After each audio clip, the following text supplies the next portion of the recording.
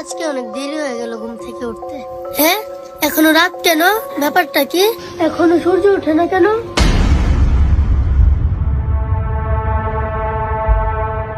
বাবা বাবা, কে কে কে কি হয়েছে মা?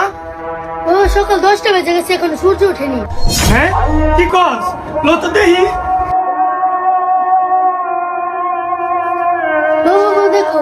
হ্যাঁ সত্যি তো, দাঁড়া এখনই কোরআন শরীফটা খুলে বসতে হবে।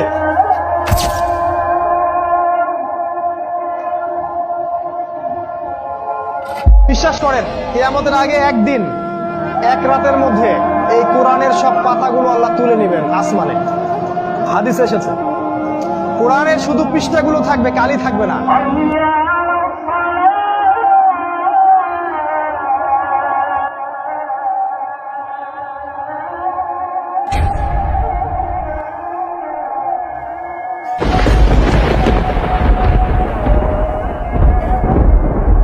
কিরেছে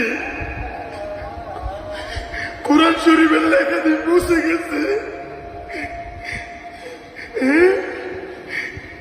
তাহলে কি কিয়ামতের আলামত শুরু হয়ে গেছে?